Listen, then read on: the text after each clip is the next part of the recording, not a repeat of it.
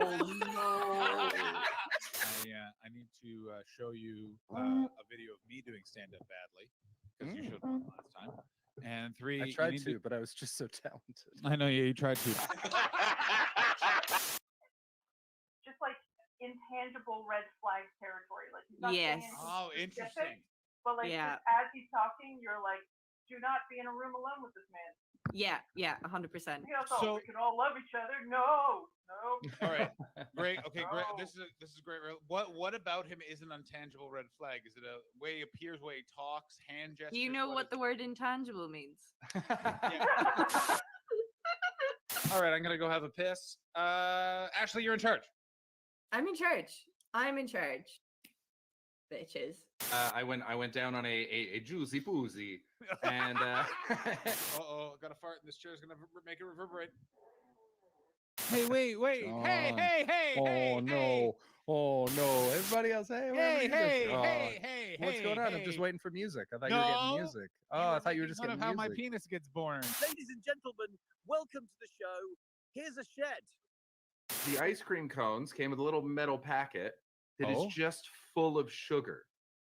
It's just full of sugar to be poured into the cones. I got what has the Japanese not gotten a hold of, perfected, and then when everyone was like, "You did it," they went, "And now we'll begin." And you're like, "No, you fixed it. It was fixed. Do not break it." They're like, no, we got to break this. I still have some more questions. Go ahead. John Hastings is on America's Got Talent for 5 minutes, and now he's got houses in LA and London. That's right. Yeah. You kept a house in London? Yeah, I've kept a house in London. Update: not sugar. There's no fluid tasting enough to warrant sucking it out of him. Yeah. No, but it was did he do it when he was then in the band when they were the 4 Bee Gees that brief time before then his heart exploded?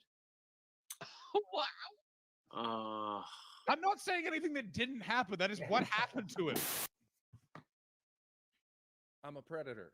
And it was going awesome. And we even started having drinks at a bar, and we each had girlfriends with us, whatever.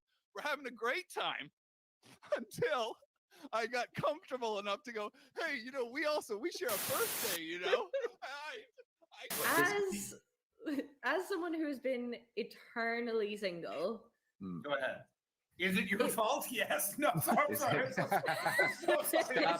tweeting after your dates, Ashley. Stop tweeting after your dates. Oh, bad news, Paul. You're getting a Batman bait. This is not bad news. I am so pleased. Support them. But you know what's more important than helping people's mental health? Fuck you, John. I'm just saying. Tom, you're a comedy fan. Here's what happened. So I came up after she finished a couple times. How did you I'm not one's not enough. What a you go for 2. That's how you start it out. Smoother crunchy. And then Jesus, boom.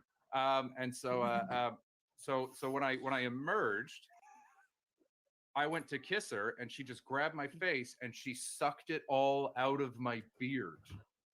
So hurtful. That's a literary reference. Oh no, I gotta. Hey, he can't tie me out now. I'm the only one here. Books, pages. Right. Verb, noun, adjective. Nice. Someone get me that. I'm very prone to bullying. No, you're talking about Andy Gibb. I am talking about Andy Gibb. Pardon me. Get your Gibbs straight if you want to come at me, bro. Sorry.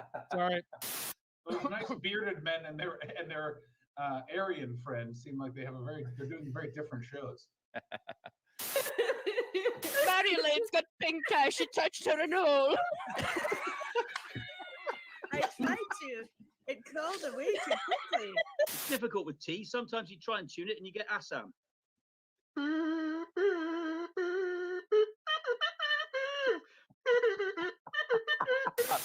I'm officially declaring it. Jordan is the governor general of the stream. God damn it, guys. I took Ritalin today. I can only focus on one thing at a time. What is happening right now?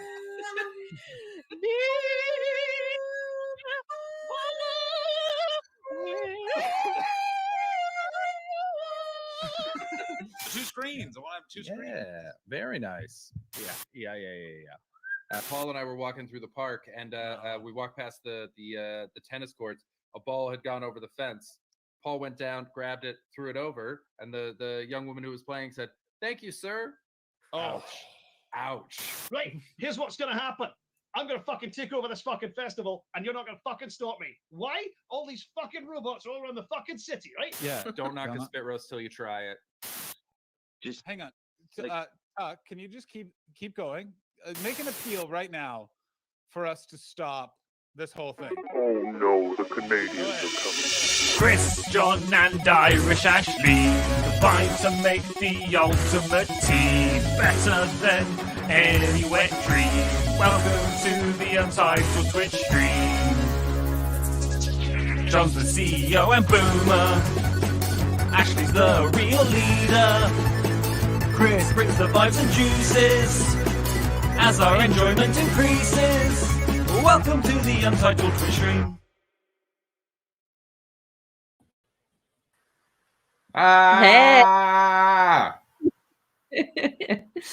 How's it going? I'm so sad, man. How you doing? Sad. Yeah, dude. Norm Macdonald died. Oh, of course. Yeah. I knew him by name, and that's kind of it, unfortunately. That's a shame for you. I know we say that there's a lot of things that you should know that you don't know. Most of them are all very, very silly things, but he legit was like a brilliant, special, unique comic, and it's a real loss. It's a real loss. Oh, He was I'm sorry. Exceptional. Yeah, real shame. Just spent Something is happening with your mic, and I'm not sure what. okay, let's see. Let's see It if I move sounded it. good when you first came in. That's interesting. Is that any better? Maybe. Something. It sounded like there was a bit of like fuzz or something there for a moment. Oh, that might be outside. People are driving in the rain. Bunch of jerks. I can't close the windows. Okay.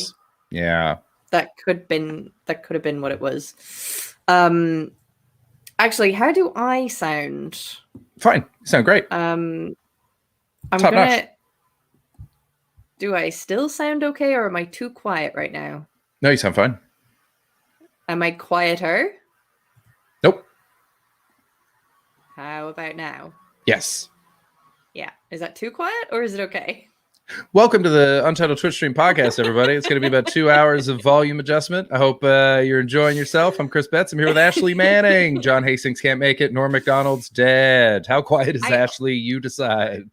I only ask because I've been listening back to the podcasts, like I've said, just to kind of see how they sound, see if there's anything we can do. John obviously needs to get a new mic arm or just stop dicking around with it during the stream. But That'll never otherwise, happen. Never. it will never happen. It will never No. happen. That's just going to be a feature of the show forever. But the only other thing, I feel like I'm very loud. Okay. So I just I kind of want to turn myself down just a tiny bit. Now, I think it's quite interesting though, because I was thinking about it, and it's kind of an unusual thing that an online presence offers you, in that, okay, I don't know how to articulate my thoughts right now. I'm not even sure where this is coming from. I Is this about Norm, or is this about volume, or is this about is podcasts? volume, and Okay. this is about gender, and this is about comedy. Oh wow, Jesus! All right, fucking buckle So, in, Bets. Let's go. Buckle in. You were not ready for this. I didn't think this was what I was going to start talking about either, but here we are. I remember hearing, I think it was Ash. Oh, you can't hear me. Okay. Let's turn it up a little bit more then. Hey, Beardy, how you doing? By the way, hello everyone in the chat. Got King Geo, Kirsten, Tiger, Goliath, baby. Welcome back. How's Boo this? Blue. Am I good now? Yeah, you sound great. Okay. I think I remember maybe Aisling B talking about it, but basically it was her, and I think it was out of something else that Catherine Ryan had said about women being put on panel shows a lot more, Hmm. and how it's done so I think it is definitely better since I listened to this, which could have been in the past 4 years or something. Okay. But it's that thing of it's always been done quite poorly when it is done, in that, you know, they might have 2 women to a panel of 6, and the host is a man as well, and those 2 women are put on opposite ends of the room to each other so that it looks spread out. What led to this thought? The volume volume okay. of my mic. The volume of my mic led to this thought, because one of the things that Aisling Bea said was that, scientifically speaking, that makes it more difficult for the women to actually engage, because they are separated from one another, but also because when there's fewer women and so you've got 2 women to 6 men, or 4 or 5 men, and scientifically speaking, even 1 woman to 1 man, the man is going to be louder and will be able to talk over people much easier. And so because men's voices are deeper, they're more amplified naturally. What else? It comes from the confidence of carrying around testicles the whole time and being hit in them so rarely that you actually feel like you've accomplished something. It's pretty amazing. Yeah, there's confidence, and there's a lot of like you know, social backing for men to be able to speak up a bit clearer. But if you actually stripped all of the society stuff away and you just bore it down to the science of like physical attributes, then it is more difficult for women to speak up, especially if there's more men in an environment than women. As in, because you're just biologically quieter. You're biologically quieter. Okay. And so I'm absolutely shitting on this point. But anyway, it came into my mind because I was like, oh, that's an interesting thing where my mic is louder than you and John's. When I've been listening back to the podcast, I've noticed that I'm louder. And that's why I've been wanting to just adjust it a little bit, because it's like slightly too loud, you know, when it's like irritating to listen to on a podcast. Yeah, just the jarring, it just hits that one little point. You got to turn the whole thing down. Yeah. But then you're like struggling to hear the other people on it. So I'm kind of like, I want to adjust it a little bit that way. But it just made me think of that. And then I said it here and sort of derailed the conversation. There's nothing to derail. It's the UTS. Yeah, that's true. The whole show is a derailing, isn't it? Yeah, I guess like, and one thing that I've noticed is that when you fix that balance, when it's not 6-2, when it's a little bit more even like 5-4 or anything over that, a lot of the time men naturally speak quieter, because they're not fighting the cacophony. And it's the same thing of like, you only realize how drunk you are when someone sober stood next to you. Yeah. And so you start to pull it all back in. And so part of that is like, not even consciously, just that thing of, you know, when you're having a conversation in a restaurant and it's all clang, clang, clang, and there's music playing and everything. And then it hits that one little silent bit and you realize you've been yelling for an hour. It's like that. And you just actually go, oh, fuck. And then everybody just takes it down an inch. That can make an absolutely huge difference. I think that's kind of something that Aisling Bea said in whatever it was I was listening to her say this in, because what happens with men in a very male environment is testosterone feeds off testosterone, and so it all kind of continually amps up, and it's kind of a competitive thing as well. Like men's egos naturally compete with one another. I don't know how much I agree with that. So much of it to me is like playful, and it just builds in a natural, like at a concert, like with the way a song builds. A lot of the time when I'm with a lot of guys, it feeds off each other, but we're not like, there's no jealousy, there's no competition, there's no feeding. There's play. I'm not saying that it's necessarily jealousy, but I think even in a play thing, I think there is a natural inclination to be like, if there's a joke going on, you have to be part of the joke. Whereas Nobody doesn't want to be part of a joke. I don't think that's gender. Ha! You're No. outside of this joke. No, and I'm speaking in very binary terms, obviously, and that can all be completely deconstructed because it's not this rule is not exclusive. I just mean that there is just these kind of slight tendencies in those directions. It might not be that all 5 men are in competition with each other, but there's one man probably in competition with the other 5.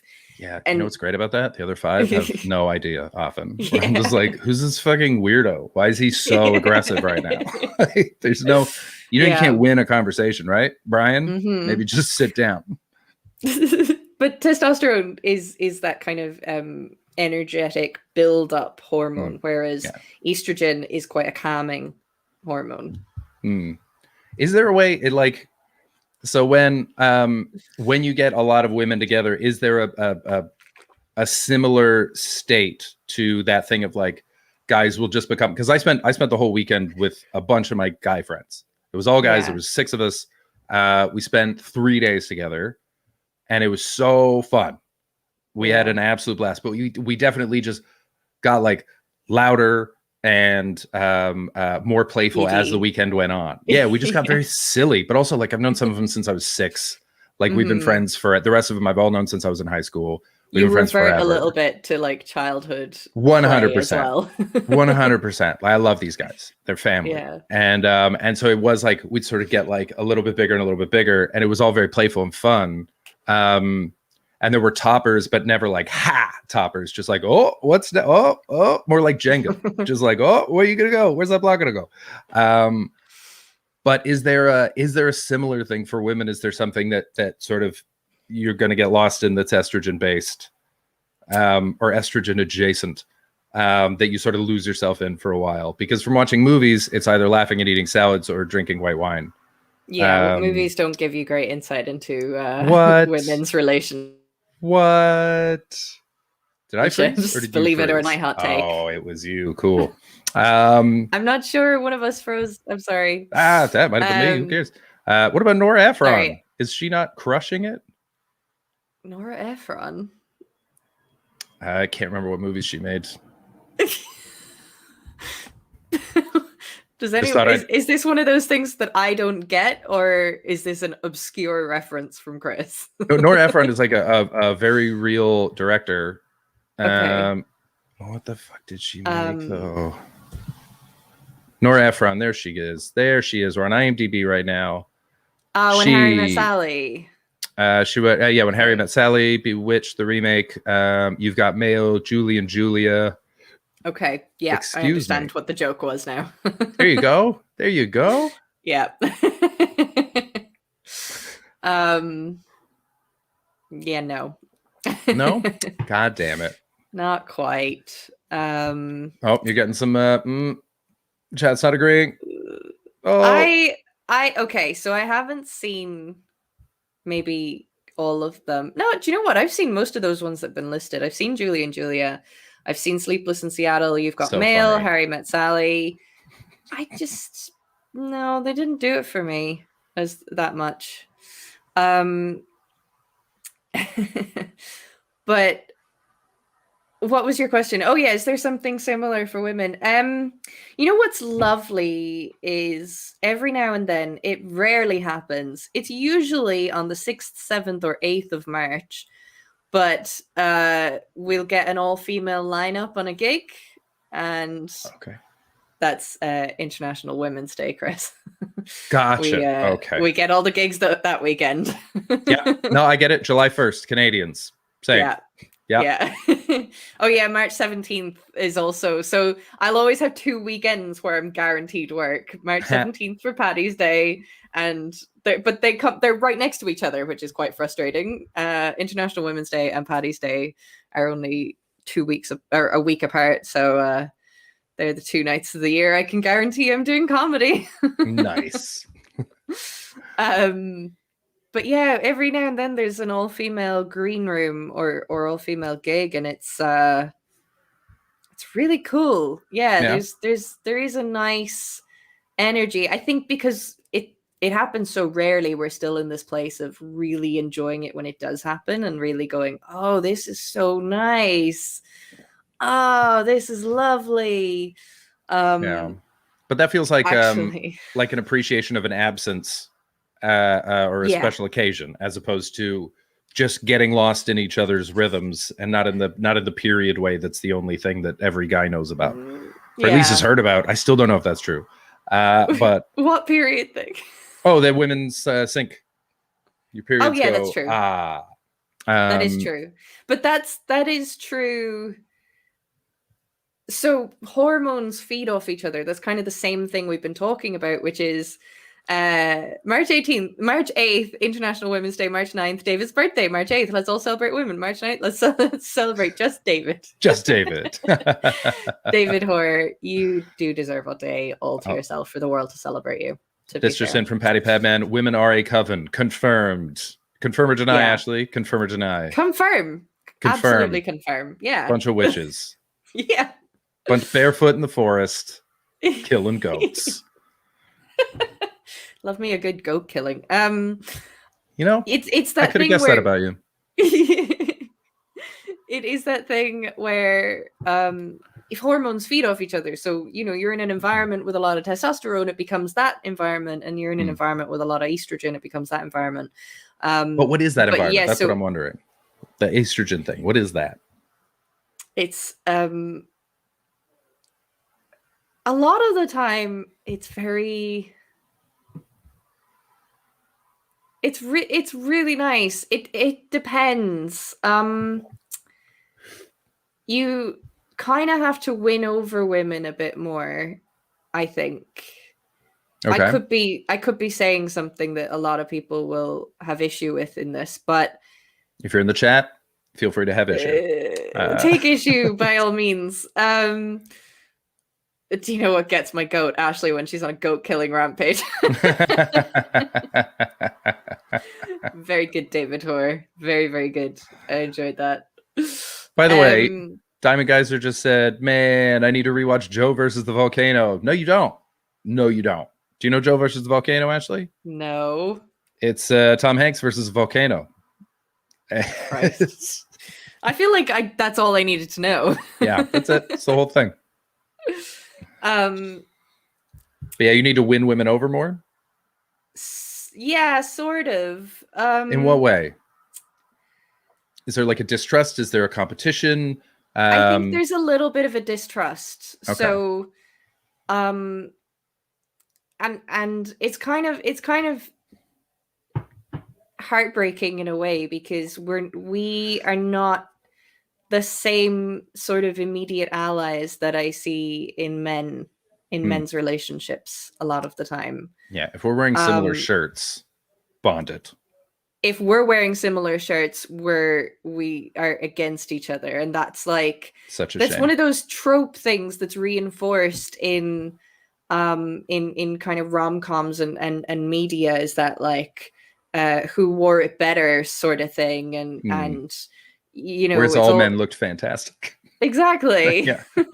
I think it is getting better. I think there's sort of a I get a vibe more now. If I see somebody wearing something similar to me, we'll kind of go, ooh, samesies, or just something silly like that. It That's is nice. I think it is sort of shifting, but yeah, it's kind of hard to say. You sort of have to have established a trust with women already in order for you to all immediately get along, and Already wary, immediately wary. Is yeah. that's a shame, because Patty Because just reminded there me is- of this. Bearded men nod at each other in the street. We're just like, "What's up?"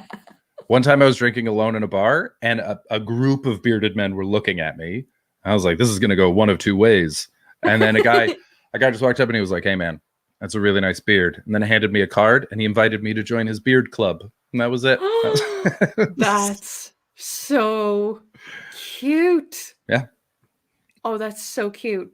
What, like, I really like that when I see it in men is that kind of like little friendship thing. One of my favorite things is seeing a group of men go for brunch. Like,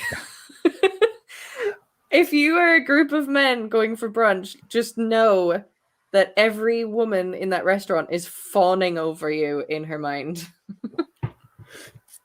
No, my friends and I did that just the other day. We had a wonderful time.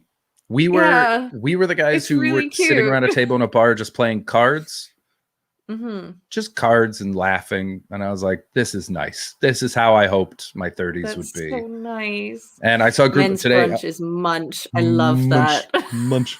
I was sitting on the beach listening to Norm's first comedy album today, which ironically is about how much better it is to be alive than it is to be dead. It's a fantastic bit. Oh. And it's so funny though. It didn't even make me sad. I was just like, God damn it, he's good.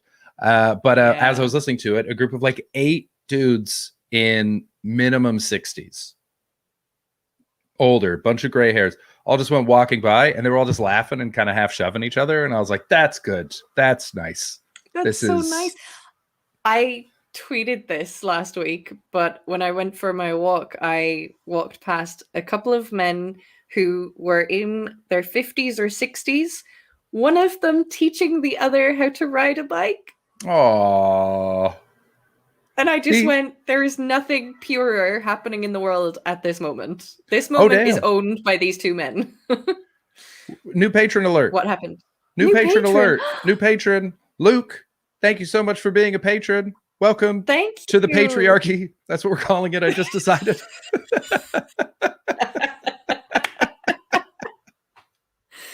So on brand. It's very on brand. Luke, welcome to the patriarchy. Thank you so much, because you got to pay to get in it. You nailed it. Nice. Thank you so much for Thank being a you. patron. We really appreciate it. Beardy, is that you? Oh, Beardy, you're excellent. Oh, that's so nice. Beardy Noise, you absolute gem. Beardy Noise. I'm not You're one of English. their favorites. I'm Canadian. So Kimmers said something here that I've heard from a lot of women. I wanted to come back to that because that is so for podcast listeners. Kimmer's comment is I weirdly connect with guys easier than I do women. Lots of women don't seem to give me any trust at all, and I think it's because my demeanor might come across as false to them, or so I'm told. So I think every woman feels this way. That I sucks, think man. It sucks. fucking Now, sucks. okay, I said that, and immediately I can think of somebody who recently said they connect more with women, but I Good. think a lot of women feel like they connect more with men. And I think that is just, again, it's one of these things that society has just brainwashed both us into feeling that way, but also we've all kind of been brainwashed against being friends with each other. Like, it's this weird thing, and it's, I don't know. It's really, really hard to describe and to put into words, but Can I give a theory? yes. I think that at least from what I've seen, a lot of the time, women are meant to feel like they're not in competition with everyone. They're in competition with women, because there's a certain amount of spots in Yeah. every single social situation that's reserved for women, and only so many women can be a part of it. And that includes guy friendships. Guys can only have so many friends that are women, and so forth. And so no matter what it is, when you meet a woman, part of you is like, what am I going to have to fight you for? Yeah. Whereas guys are like, we'll both get it. Everything's fine. There's room for everybody. And so that sense of just like, I know it's coming, you know, it's like Hunger Games. Sure, you're working together for now, but for how long? You know? Yeah, it's really difficult for women to actually form strong relationships and friendships, and it is just, I mean, I've really, really felt it in my kind of experience in comedy, in that when you start out as a comedian, but also as a female comedian, you are in fucking open mic nights all the time. Yeah. That is where you start. That is your day 1 to day 100. Like you're in there. Much more. It's years. Well, yeah. It's often but years. you know, that's where you have to be constantly all the time in order to get anywhere. But very often you could be at an open mic night where it's 30 people and you're the only woman. That bottom rung is very male dominated. Really, really male dominated, because what happens is I think the women progress out of that bottom rung maybe slightly easier and slightly quicker than men do. Recently. Also, women drop out more. But women drop out more. So Yeah. women will drop out of that environment very, very quickly, because that environment is fucking horrendous. An open mic night, it's not conducive to women becoming more confident and more welcomed into the society. Or into the comedy industry. It just is such a bad little toxic shithole of a situation. I'm not bashing open mic nights. They have their value in a lot of different ways, but they are just not conducive to getting more women and more diversity into comedy, because they are just these little, this is where men who think they're going to be comedians go and indulge themselves, because like men will keep going to those open mic nights for years without progressing. Like and it's also insane. What a lot of people don't understand about like new comedians is every single new comedian, especially guys. I can't speak for female comedians, because normally I find that you have different expectations, but I can say for every guy in that room, he thinks he's a genius. Yeah. He thinks the world is lucky for his thoughts. And he knows he's about to be Richard Pryor or insert whatever thing. Yeah. Insert whatever comedian. And so that makes it extra hard, because they're all competing with other people who think that they're geniuses, who think that they themselves are geniuses. And that makes for a pretty toxic spot. Like I remember when I was doing open mics, I had two friends. I got along with basically everybody, but I had two friends. We hung out all the time, and everyone else was at an arm's length, because these were guys that I could be myself around and we could be chill. We all thought we were geniuses, and we would all make fun of each other. But even that, like, for me, was too much. That community, I was like, I don't want to be. And we had a lot of women in our community comparatively to London. But yeah, it's like it's an intense, toxic spot. Our open mics, they should be so fun, because none of it matters. They're just not. They possibly just the lowest not. stakes. Yeah. And well, I mean, it is that thing of men have this. And again, we're saying men and women, it's very binary, but I think that it is how society's been shaped up until this point. We are only starting to break that binary apart now. But men have been imbued with this sort of confidence that I don't think women or more diverse people can actually reach. Like, I think I remember some quote where it was like, we will never have gender equality until a woman can walk down the street morbidly obese, bald, toothless, like as hideous as possible, and still think that every young man in the room should want to fuck her. Is that really the way we want the equality to go, though? I feel like we want one half to go down. You know what I mean by that, though, is that yeah. You know what I mean by that, though, is that there is there is men who are completely, absolutely repugnant, and who still imagine that women should want to fuck them. And that's like it's just that I don't think that will ever be achieved in the other way around. I'm not saying that there aren't women who are like that, but it's on the whole, the scale. Yeah. That attitude is not something that naturally lends itself to the position that women have been put in throughout society. Yeah, it's a strange, and it's difficult right now, because it's like one thing that everyone on all sides is very aware of is how, like, none of these stereotypes are really true about anything. Like Kirsten sort of said, I hung out with guys because I just felt more comfortable around guys. I like sports and stuff, and that's what they were doing. And so that makes it even harder to, as everyone's sort of finding their own way and enjoying the different things, it becomes even as it remains sort of true in its own ways, it becomes even harder to sort of dissect because the groups are less true, even though the dynamics underlying them, because a lot of the time it's not about the group that you feel you belong to, it's about the group that the people looking at you feel you belong to. And so you sort of get grouped into that. So it's like a weird push and pull. It's a very strange time. Talking about this stuff as well. I feel bad about it. But that thing of you like things that are more associated with men's interests, like this gets me so much, because I like, if we're going in this kind of really black and white view of the world, I have so many interests that have always been attributed to boys. Like I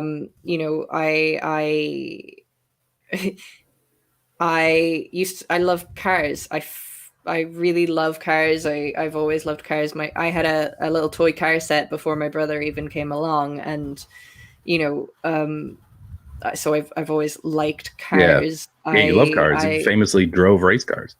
Yeah, I really like cars, and I like driving, and I'm interested in that. But even comedy is something where the amount of people that have said to me after a gig, "Oh, you've got a really masculine style of comedy," and they think that that's a compliment. I've had that said to me so much. Wow. Like a lot. Congratulations. It's not though. Yeah, that's fine. Cool. I gotta so I'll be back in just a second. I gotta keep on my rant. Chris has to pop out for a brief minute. You let him know. I'll be back. Okay. You did the wrong one. So I'll just keep kind of talking about my thoughts if everybody's okay with that. But basically, it's that thing of I've always been told that I have these masculine interests. The fact that I drink whiskey, I constantly have people, when I order a whiskey, people are like, you're a whiskey drinker? Like, what? People are still so surprised by that, and you would never have that surprise from a man drinking whiskey. And I just think that it reinforces this idea that there are things that men should like and women should like. At the end of the day, I also love really frilly fancy dresses and pretty cocktails and putting on makeup and doing my hair in pigtails and plaits and stuff and putting bows in my hair. I fucking love putting a bow in my hair. But I just think there's this binary thing. But what is still happening is that is still being reinforced. So the fact that I like whiskey and cars and comedy and all of this sort of thing, and even the fact that I come on this show and I do things like talk about my sex life, and talk about pretty like shitting myself and everything like that, a lot of people would go, most women wouldn't talk about this. Most women wouldn't engage so kind of casually and freely with this sort of stuff. And the more that is just kept being said to me, the more people are surprised by that, the more it just reinforces. Am I making any sense? I'm very aware that I'm just talking now. You buck the women are demure expectation. Yeah, exactly. Yeah, at the same time, a lot of people, if you met me in person, this is a podcast, it's a show. I'm not acting or anything, but I am in kind of a performance mode. But a lot of people, when they meet me, think that I am quite demure. And, I wear cardigans and I look like a librarian most of the time. But then I also have tattoos and I like to wear fishnets and I like to fuck. So it's, I don't know. People just are too quick to put you in a box and to assume certain traits of you. And when people keep reinforcing that at you, it can really wear you down, which was kind of the point I was trying to get to. It's that thing of self-fulfilling prophecy, I guess. The more people kind of keep pointing out that it's weird that I like video games and cars and whiskey and everything, the more I will feel inadequate at those things. I've always felt inadequate at gaming, especially with the pandemic. I came back into gaming and I realized I'm not actually that bad at it. I just wasn't as good as my brother, who's really good. But it had always given me that thing of, oh, I'm not really a gamer because I'm not obsessed with it and I'm not really, really like good at it. I've had guys be surprised that I really like books and reading. I've had to restrain myself. I was thinking about that today as well, Kimmers. That's a comment from Kimmers. I was thinking about that a little bit today, which is this thing of men sometimes, because I consider myself an intellectual, I guess. I think I said that on the stream yesterday. I need to stop saying that. I sound very big-headed now, but I do. I've always been somebody who the smarty pants has always been something I felt was a part of my personality in some way, shape, or form. And so, yeah, I mean, when I talk to people like John and Chris, John kind of jokes sometimes that I am smart, but there's like an understanding that I am kind of well-read. I am a book person, and that's fine. But sometimes I talk to people and I see them get really surprised when I say something clever, and that just grinds me right up. Like you'll get kind of, it's usually older men will kind of say something like, you're a very well-read young lady. Young lady is a phrase that's often employed in this context. But yeah, you'll get people that are just like, you're a very well-read young lady, or they'll remark upon how clever you are or how good something you've said is. But and there's nothing wrong with remarking on somebody if somebody says something very good or clever or intelligent. That's fine. But it's every now and then they say it and there's a different tone to it where it is that tone of surprise. You'll get it after gigs as a comedian as well, where a guy will go, oh, that was really, really good. And you can sense the surprise in their voice. And it's just like, yeah, I'm fucking funny and I'm fucking clever. Get over it. You don't own these things. Like, it's just, yeah. I had toy cars, a Mr. T-doll and Lego as a kid. I also had really long hair, loved my dresses, and a bunch of dolls too. Yeah, exactly. I was exactly the same. The earliest that I can stem my anxiety from is from being in toy shops. Like, I could never pick a toy, and I used to get full on. These were my earliest panic attacks, was in toy shops, to the point where I would often leave a toy shop without getting anything on. Your parents would bring you to the toy shop and be like, okay, we can get one thing today. And my brother always knew exactly what he wanted, and I could never pick anything, and it used to freak me the fuck out. Hello. Hey, you're back. I'm back. Sorry about that. Just weird worries. things to take care of because life is. No, that's okay. Stupid. As long as everything's okay. Yeah, everything's cool. Great, cool. I will say that people being surprised that you like something is often a reflection upon themselves. They can't put themselves in that place. Yes, I would agree with that too. And I think often when I get that response from people, there's an element of like, men will sometimes, I think, feel emasculated by it or something, and it's just like, oh, grow up. Which thing is it that you like? Is this whiskey? I still kept talking about what I was saying to you, which is that, I technically have these masculine interests, but there's always just this, what I was getting at is that I still face a lot of people being like surprised, or people being like, oh, that's really cool that you're into that. And I mean, yeah, it's cool, but it's actually quite what's the word I'm looking for? Discouraging when you keep getting faced with that kind of having to justify your interests.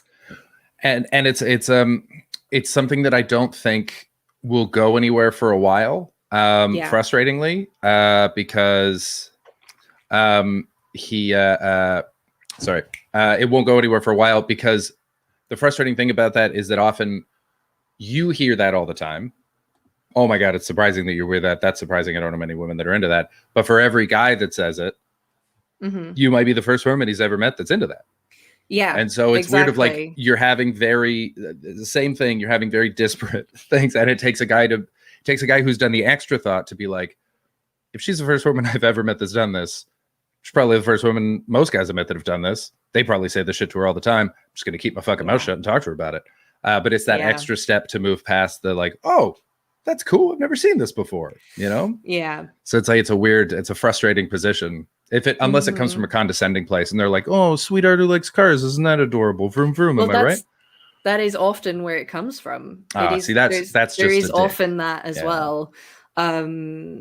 Or, you know, yeah, it's just weird. And or you get like, that's kind of what I was just saying there when you tuned back in, was you get people who sort of get a bit defensive of it or something, like and that's where I think they get a bit emasculated feeling, is that they kind of it's I see it a lot with gamers. There's a lot of kind of memes and stuff about gamer girls.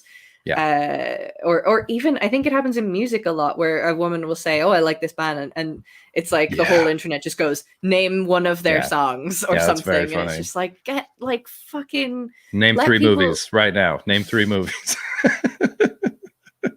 Yeah, how you feeling about that joke now? Pretty great. It's still funny. Name 3 movies. Do it.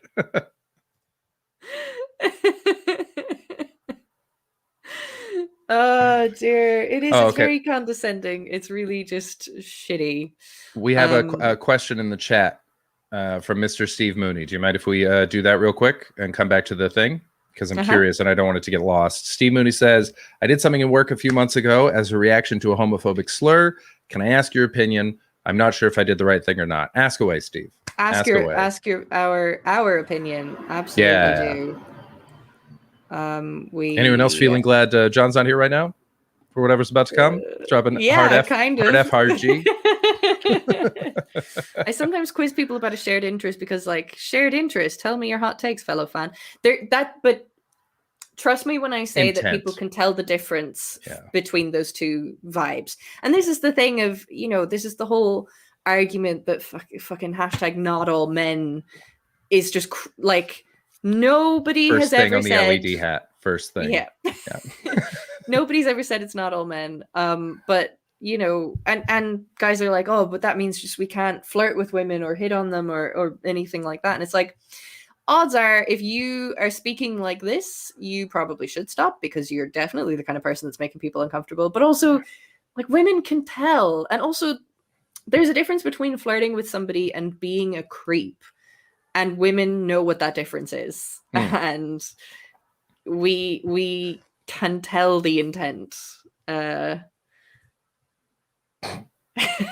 That name 3 movies thing is less about women and more about how you've not seen any movies and can't even spell cinema, Ashley. Can you not spell cinema? Don't look at the David Warren. comment. I Don't look at the can. comment. I can't spell cinema. I don't know where that myth. David, stop adding to the myth, okay? Stop creating more story arcs to the saga or whatever. Quick, name 3 Um, myths. Name 3 what? Myths. Myths. Yeah. All men are pedophiles and rapists. Okay. Not the kind of myth I thought you were going to go for. I was expecting a more Greek yeah, thing, that's but I why like it. I went like for it. Myths. I'm not huge up on my myths, to be honest. I was never one of those people that got into myth busting or Ashley doesn't like stories. That's what I've taken from this. No matter what, no matter the format, not into stories. oh Christ alive. Anti-story mashling.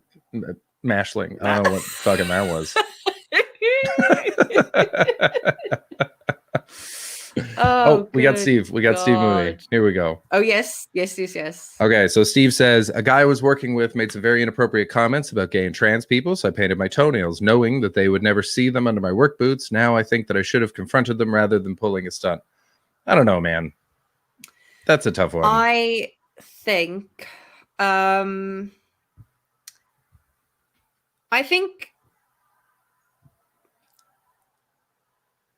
I kind of like that you've just done something for yourself in that situation. sometimes you kind of have to pick and choose your battles. If you think that this particular person is just a waste of your time and energy, then don't waste your time and energy on them. They are not worth, it's just sometimes you're fighting a losing battle sometimes. And what you know is your own values. And I just think if there was a gay or trans person in the environment, it probably would have been a very good move to be somebody that can step in and stand up for that person, because the unfortunate thing is that very few people will stand in for a cause that is not personal to them. You know, you won't always be that person that will just stand up for something, because I mean, very often you're afraid that you're being insensitive to it, or you know, there's a lot of guys that won't step in case the girl feels like you're being a condescending arsehole about it or something like that, you know. And yeah, sometimes that's true, I guess. I'm losing my train of thought, to be completely honest. I remember one moment of that in my life. Sorry, if you found your thought. No, go go for on. It, I've completely lost what I'm saying. Okay. Just in the there's a great Beardy Noise said it. Sometimes just a little not cool, man. Can do it just to pierce the armor, because sometimes it's you about don't have to fight. But then also jobs are funny because I don't know the power dynamic at your job. I don't know what puts it at risk, what kind of thing. We don't know any of that. So that we can't tell you what to do. It's a very delicate thing. But like, I remember like just to the power of how much that changes it. And to be fair, this was with my little brother, so I held a lot more power in that relationship. But just, I don't remember this happening. He remembers it completely. He told me about it years later. He was in like 3rd or 4th grade or something. So he was about 10. I was about 12, 13. And it was after the first day of school, and he came back and he was like, oh man, there's a girl in my class that is so fat. It's hilarious. And clearly people have been making fun of this girl for being fat. It's 10 years old. Kids are bullies or whatever. And apparently I didn't even look at him. I was just playing video games. And I was like, so who gives a shit? Like, why is that funny? And just kept playing my game. And he just stopped making fun of her. He was like, oh yeah, it doesn't matter. Oh, fair enough.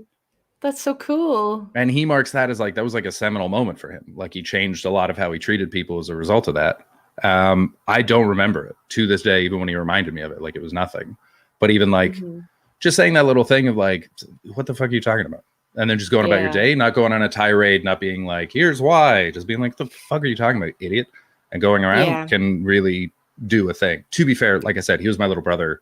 It's a very different power dynamic, but no, I think that that's a really, really good point, is that you don't always have to battle to the death, as it were. You don't always have to completely shut somebody down, or sometimes a little comment is enough to just undermine them and make them feel a little bit embarrassed sometimes. And that can do more than being like confrontational and getting into an argument about it. I think I just wanted to come back to what Steve Mooney said on top of that. I don't believe there are any gay or trans people who work there. I am bi, but I haven't brought it up yet because I think the environment may be a bit too toxic. Well, in that situation, you are aware of your environment enough to know what doesn't feel safe for you as well.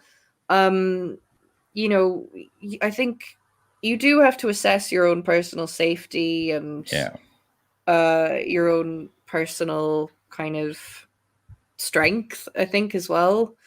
You know, and not in terms of like how strong are you, but strengths and weaknesses, I think.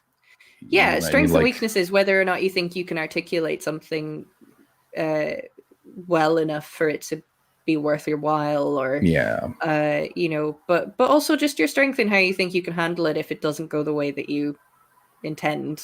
And yeah, I mean, I understand what Stephen is saying as well. As a gay man, a silent, hidden protest is useless to me. And though the intent is from a good place, I think going for something seen as feminine may be using a harmful cliche. I agree with where that's coming from. I don't think that Steve Mooney is doing it in that way, though. Yeah. I imagine that is something that Steve Mooney maybe. You said you painted your toenails. I mean, is it the kind of thing where you maybe even would like to paint your fingernails, but you don't feel comfortable in your work environment to do something like that? When So he said he kept doing it. you're doing something for yourself, though. Yeah. Sometimes you're doing something for your own self-worth, and reminding yourself of your own values and your own strength Yeah. can mean more than trying to force somebody else to adopt those values, because that is very often a losing battle. But I understand where Stephen is coming from with that as well. There is a lot of hetero cis white men that make completely pointless statements. And I saw something about Twitch today, and it was cis white people. It wasn't even just women as well. And it was that cis white people often make empty gestures, and it was kind of coming out of that whole day where you don't stream thing. Yeah. And it is an empty gesture. It's the black square on the Instagram black square thing for Black Lives Matter. Totally empty gesture if you're not going to do anything with it. I think you just kind of have to assess your own values a lot of the time, and sometimes that is you're going to pick and choose your battles. That's all, really. Yeah. I feel like I've gotten very heavy and very serious. Thank you so much for subscribing, Richard Wright. Thank you, Richard Wright. Yeah, I mean, I'm torn on empty gestures because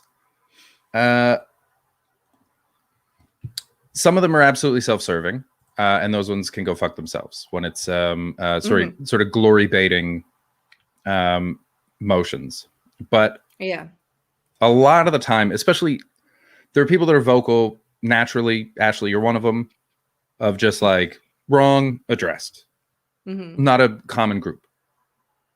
Most people, it begins with small things and then gradually it builds to something else, and so with things that are like ostensibly empty gestures, like I remember during when I was in Montreal, it was called the Red Square protest, and it started out as being a protest against the universities were taking advantage of international students, and then it progressed into this sort of overall almost sort of generational protest that took over Montreal in a really cool and exciting way until the cops kept kettling people and beating the shit out of them. I had friends in the hospital with broken ribs and stuff. Got real nasty. Yeah, Monstro is an old friend of mine from Montreal. He remembers it was kind of a wild time. I went to a few of the protests. Everyone was wearing sort of felt red squares on their backpack or on their jacket or things like that. Sort of a solidarity thing. People were changing their profile. I'm sure I will have changed my Facebook profile picture to that. I was like 22. I definitely did it. But there's something about a critical mass of empty gestures. Oh, yeah. I think that is different, though. Awesome, Chico. Oh, that's awesome. Cool. I love Chico. Chico, I can't wait to see you, man. I'm going to be over in Montreal soon. I know you said you're back and forth, but I'm looking forward to seeing you when I get out there. I love this guy. So because of that, it's like there's a sort of moment in when some empty gestures are for other people, and those are often not productive, but some empty gestures are for yourself. And it sounds like, Steve painting his toes was a small gesture that was just for him and just kept to himself, but it was a sort of sense of like, I'm not just going to let this slide by me. I've got to do something. And if I can't do something overt, because, he can't even necessarily come out to his coworkers, let alone, confront them on bigger or like more general things. A little thing like that is something to take strength from. But I wouldn't classify that as an empty gesture. it's a restrained gesture. Well, I meant in the way that like and this isn't, you know, Stephen. I'm sure Stephen you know, CGR isn't like, you know, try to tap, but the first comment he made seemed to paint it as sort of an empty gesture. It was sort of like, without confronting the problem, you're not helping me. And with things like that, I'm always I'm torn about them. No, and this is the thing, is that it is this not black and white thing. It is all we're all having a discussion. I don't think any of this is being taken up badly or anything, but we are having a discussion. And of course, in terms of the chat, you're limited in what you can really put across sometimes, in a few kind of words in a chat box. Yeah, absolutely. But you know, I think it's definitely, I can see the point that Steve Mooney made, and I can see the point that Stephen CGR made, and I can see where they're both coming from. Absolutely. More reaction to that particular person's comments. I can't remember them exactly, but they did mention nail polish. I feel a bit conflicted about that action, so sorry if that offended anybody. I don't think it's offended anybody. I think it is nice to discuss all of these different things, and I think if it meant something to you, and to, because as we've just kind of said, is that you know, you don't necessarily feel safe enough in this environment to even come out to your coworkers. So if that gesture means something to you, then it's not an empty gesture. It is something that you're doing for your own peace of mind. And I think it's that thing of being, there's a difference between self-care and being selfish. You know, and I think that those two things have to be, that has to be considered the whole time, because, you know, I know that something that I think about a lot is I get really, really upset by homeless people. Not like, what's wrong with them? They shouldn't be here. Nothing like that. I saw a video of you on LiveLeak kicking homeless woman just the other day. You kept yelling. You were just throwing bootstraps at her and going, pick yourself up. Just hands. Damn I don't know where you bought all these bootstraps. I got that from. taken down. Hundreds of bootstraps. Oh God. I've never even seen a bootstrap before. It's something that I think it's because it's so, especially living in Glasgow, I've noticed it a lot more. Well, you know what? There's quite a lot in Edinburgh as well. There's quite a big homeless population in Scotland in general. And it does upset me seeing so many homeless people around, but I will not, you know, I will very, very rarely interact with I say hello when I walk past. I don't pretend that they're not human beings, but I would never give money, and I would never really approach somebody, you know, especially if I'm by myself. I might sometimes be a bit braver if I'm not by myself, but I have a friend who works in homeless outreach in Glasgow, and she tells me a lot of stories, but pretty much 95% of homeless men are sex offenders and murderers. Like, so, as in, damn, so many. That's not really a stereotype. This is legitimately her statistics. As in, like, pre-homeless, or started becoming that post-homeless? Probably a mixture of both. Okay. Because in Canada, it's all ex-mental health hospital residents, because we just shut all the hospitals and shoved them out in the street. No, in Scotland, there's most of them are sex offenders, rapists, and murderers, and nasty. Yeah. So it's just like, I'm a young woman, usually out by myself. I'm not putting myself in that situation. That person may be struggling with some, you know, it might be really cold, or you know, whatever it is that I see is happening, I just can't put myself in that position. Absolutely. If I'm with Can't help if I'm everybody. with Sharon, I usually end up being slightly involved, because she will just be like, oh, I know this guy, I need to go stop him from overdosing, and then we just continue on to lunch. But she is very Shout well out trained, and she Sharon. knows what she's doing. But oh fuck, I said her name. You know what? She'll love being mentioned on the show.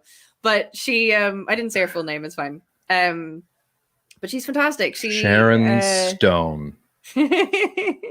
she's amazing. I'm so in awe of her. But she has saved a lot of people's lives in this work that she does. But she has also been flashed and had men wank on her and like all of the above so many times. And I'm just like, I know I could not do your work. Yep. Nope, takes a special person.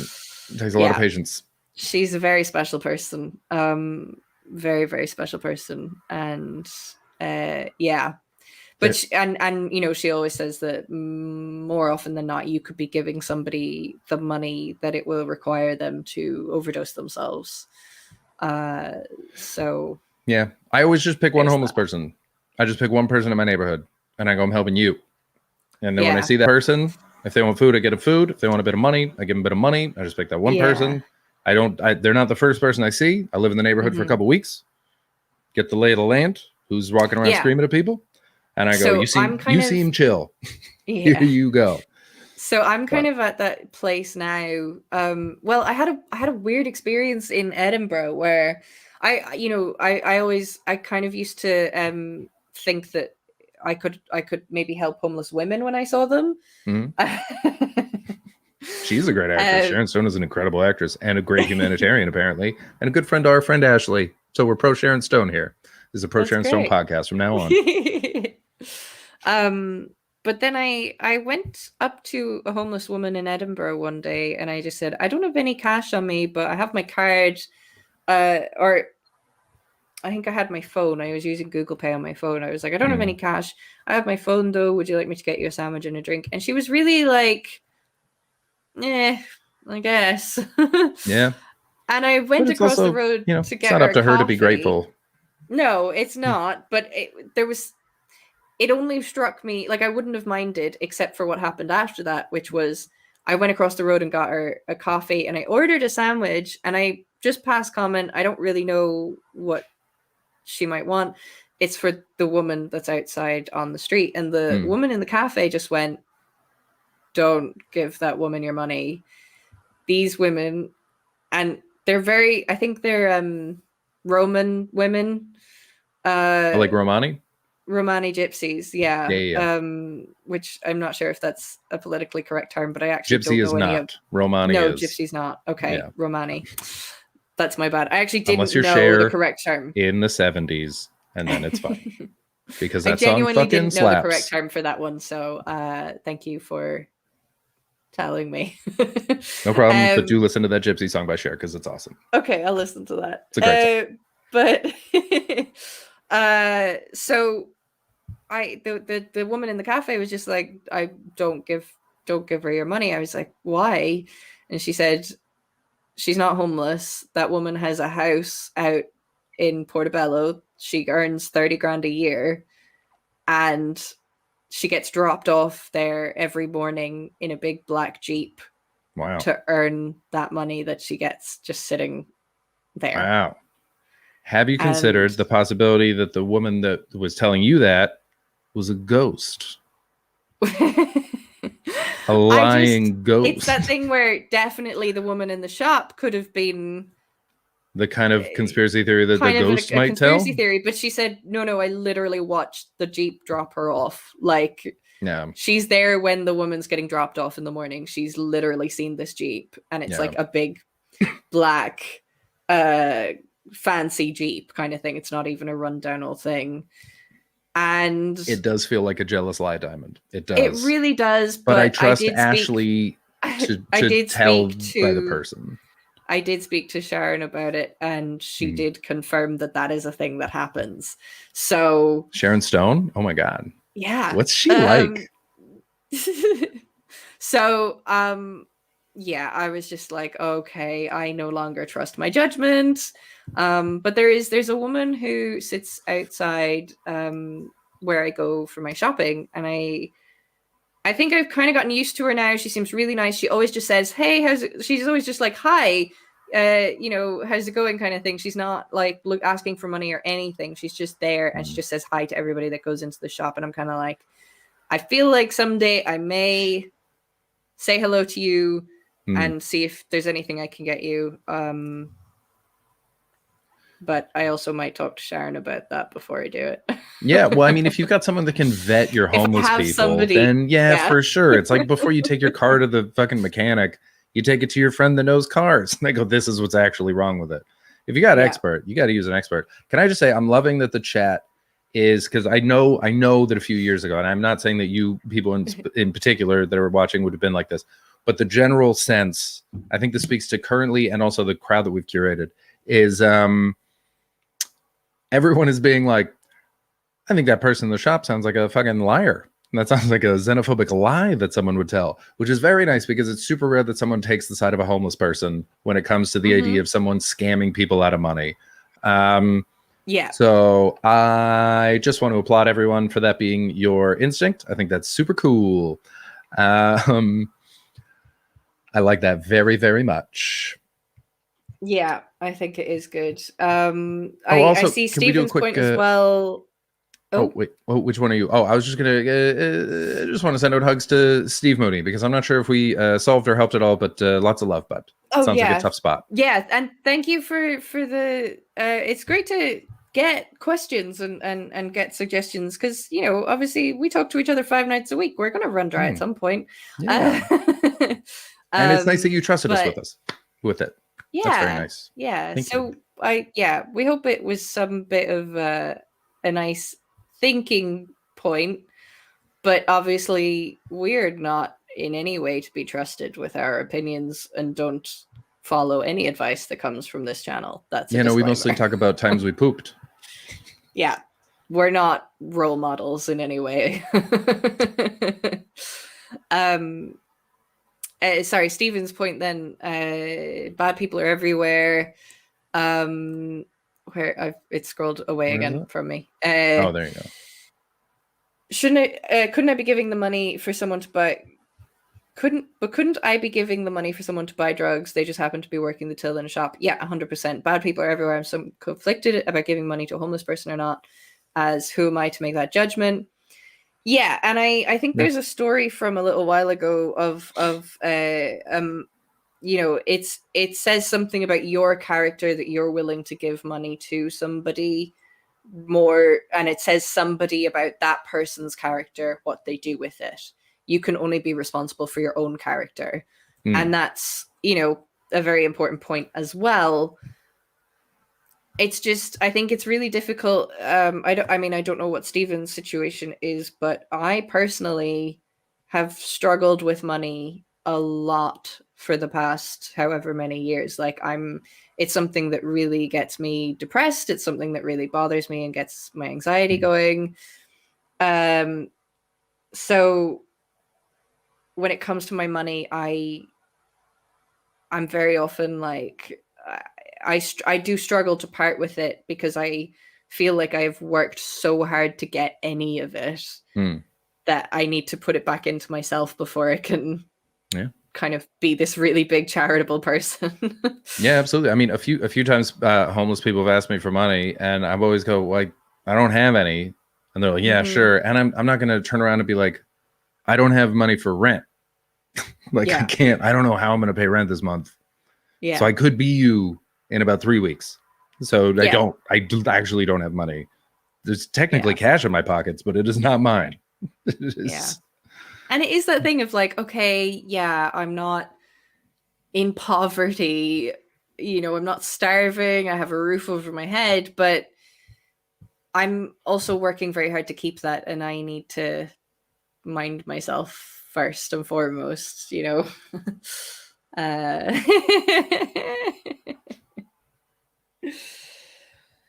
Oh God, we've gone heavy tonight, Chris. Yeah, that's all right. Usually we get quite giddy when John's away. There will be time. We still got time. It's all good. We do still have This has time. been very nice. I like it very much. It's hard to keep up with everything that's going on in the chat.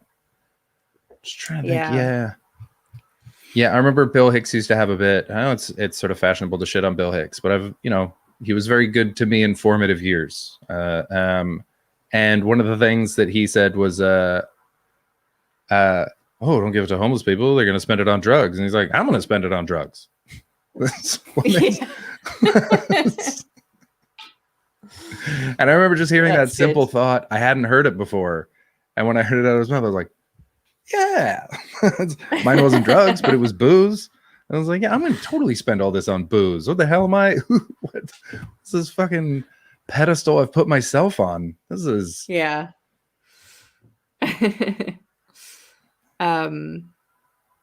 Oh, Stephen, you started a new job. Congratulations. That's great. That's fantastic. Congratulations, Stephen. Congratulations on your new job. Are you excited about it? You've always done bar work, right? That's very good.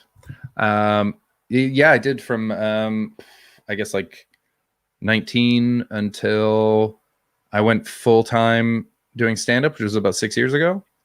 Okay. So yes, a while, 15 years. Yeah. No, 12 years. Yeah. Have with you breaks, but yeah. have you had other jobs? I've had so many jobs. Okay. What jobs have you had? I worked at, my first job was at a sporting goods store, selling hats. And I used to have a skill that I could look at a person and I knew exactly the hat size that they would wear. Ooh. I had that job, and getting that job was great because I remember my mom said, you can't just walk into a store and have a job. And then I did exactly that. I did exactly that. Oh, that's such a Chris Betts thing to do. She was so annoyed. It was great. But I'd already built up a relationship with the owner of the store because I used to go in and buy hats all the Right. time. I love sports. And so I just walked in and I was like, I need a job. He was like, hired. Don't worry about it. Come on in. It was the best. That's lovely. No, Patty, it was a Blue Line Sports. It was a tiny little franchise that no longer exists, unfortunately. But yes, they employed me through high school, and then I graduated, and then janitor at a youth hostel in the south of France. Okay. Maybe the best job I've ever had. That's fun. Absolutely fantastic. Only did the outdoors, so just had to pick up garbage Oh, in the nice. campground. I No would sheets and bed sheets and hoovering and none of that. And any like puke or anything you found, you could just put leaves over it. There was no outdoor cleaning is such a different job to indoor cleaning. Yeah. It was so good. And the only indoor that I had to do was the pub. There was a pub on site. Okay. Which every now and then I had to put sawdust on puke. But for the most part, it was just sweep up, give it a mop once a week, wax the floor. And there was the waxing day was the best because staying at the hostel at the same time was a French breakdancing school. And so they would wait so excited until the waxing had been finished. And they'd be like, can I come in? Can we come dance? I was like, come on in, boys. Let's do some dancing. They liked the freshly waxed floor. Yeah. And they That's were like really awesome. good. The two guys that were teaching it were amazing. I remember one guy spun on his head for, I swear to God, a minute and a half. It was nuts. That's cool. And then they would all sort of learn their things. They taught me 3 breakdancing moves so that I could go in if ever there was a dance circle. Can you still do those moves? I can do one of them, but that's it. I can only do one. Do it right now. But I don't think we'll be able to catch it on camera. And honestly, I would break something. It's the one where you go on your side like this and kick your legs out sort of up to the side. Yeah, I can do that. Still do that. Yeah, I can still do that. Nice. So yeah, I used to be able to go into dance circles, do 3 moves, and then leave. I'd have to leave the party. You can't just look cool once. It's not enough. They're gonna ask you back. So it was gone. Don't That's teach so the moves to funny. John. Yeah, John will die. Pop, lock, and leave. That's me. Pop, lock, and leave. Oh, now I'm trying to think. Is John a dancer? No, he's got dyspraxia. I know, but like, I don't mean like, is he good at dancing? Is he somebody who dances? He's someone who enjoys music a great deal. I don't know that it Okay. speaks through his body.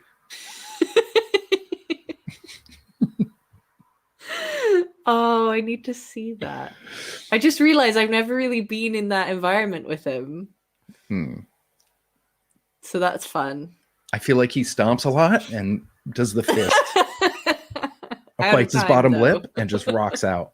I can see that. I can see that. Ashley, have you been concentrating? What? I don't understand that one either. David, you're gonna have to explain. Oh, as in, have I been concentrating on who John is as a person?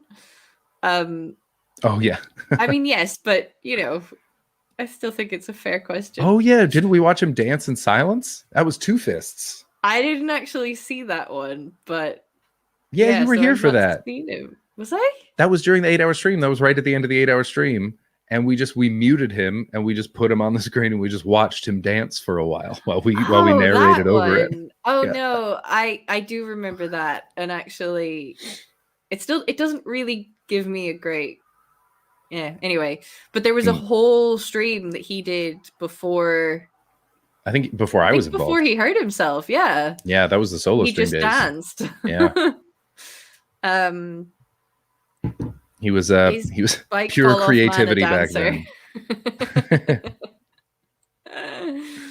then. What other jobs that's have I great. had?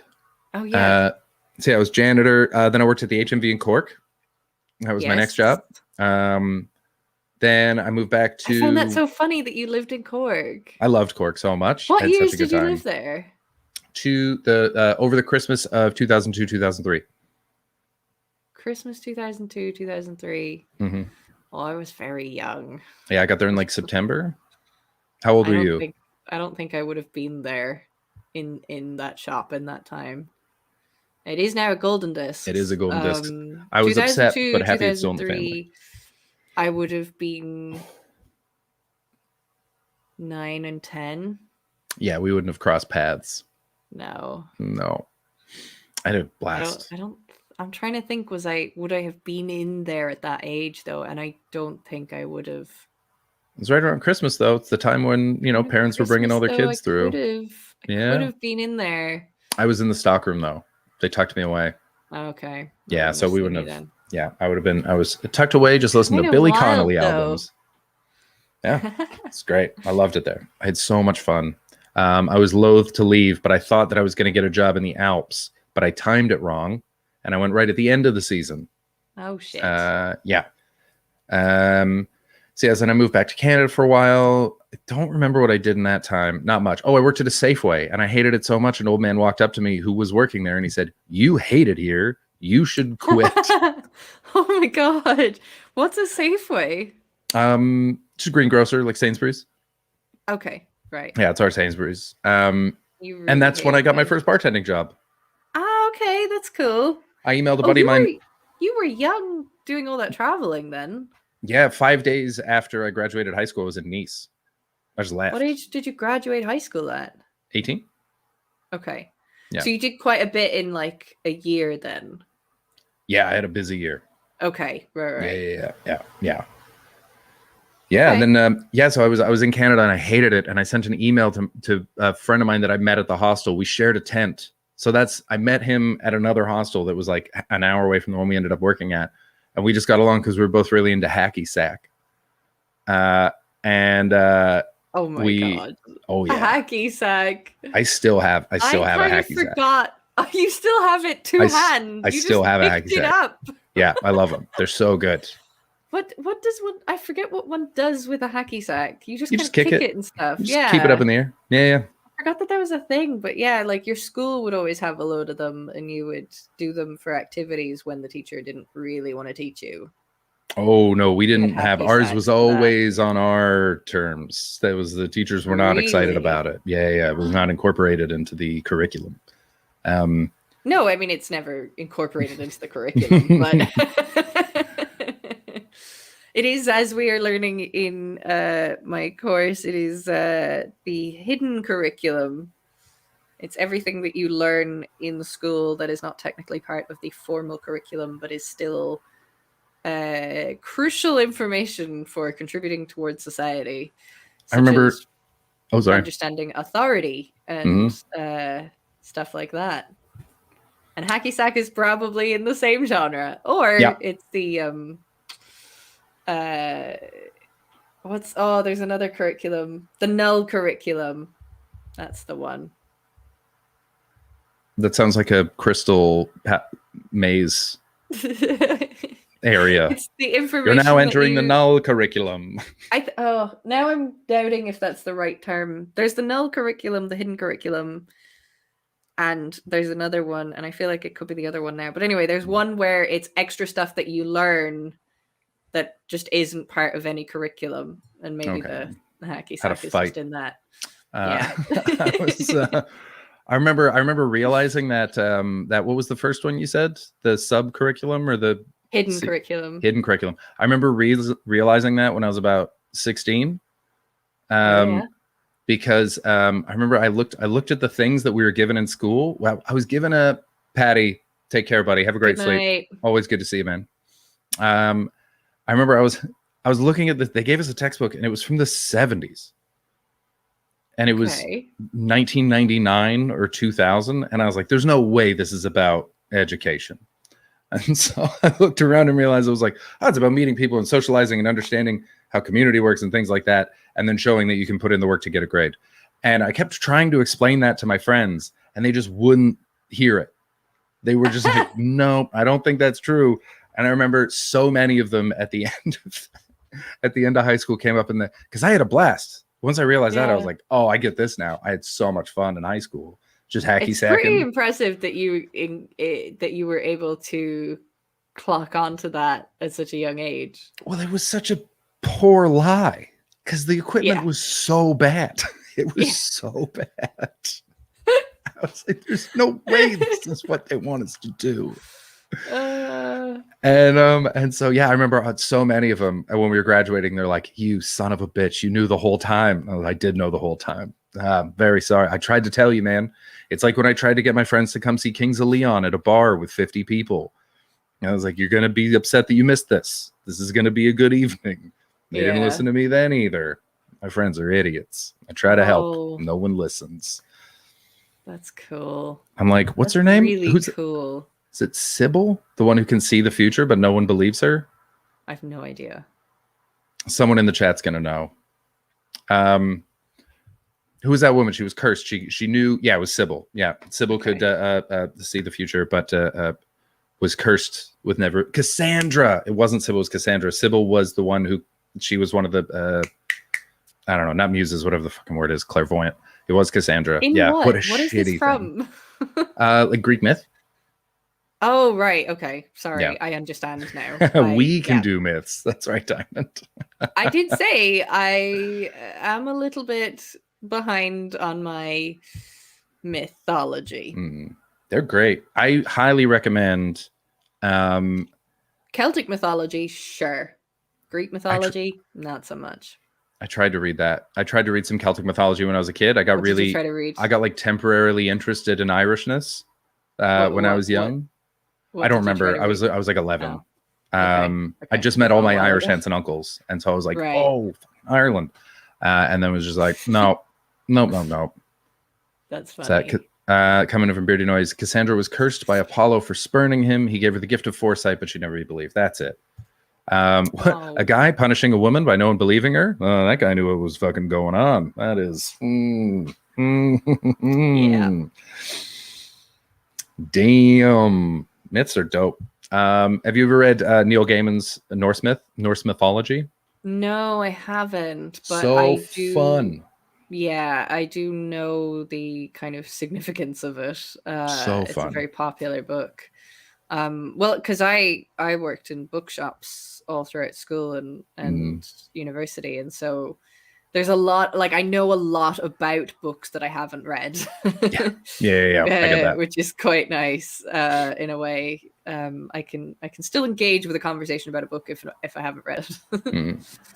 Yeah, American Gods is great. I loved American Gods. Yeah. The ocean at the end of the lane. Nothing has reminded me more of being a small child than the ocean at the end of the lane. That I was like, I was back in it. Wow. I really like Neil Gaiman. I went on like a run of his a little while ago, and I didn't because I just didn't read fiction for years. It just didn't. I kept starting it, and it just never grabbed me. Okay. And then Sadaf put me onto it because she was really into Fitzgerald. So I read a couple F. Scott Fitzgerald books because she was a girl I liked. So I read the thing that she Yeah. liked.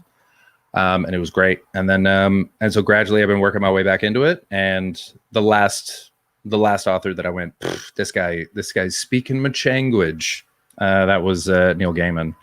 Okay. He's so good. I haven't liked a single TV. Oh no, I liked Good Omens, but I thought American Gods was dog shit.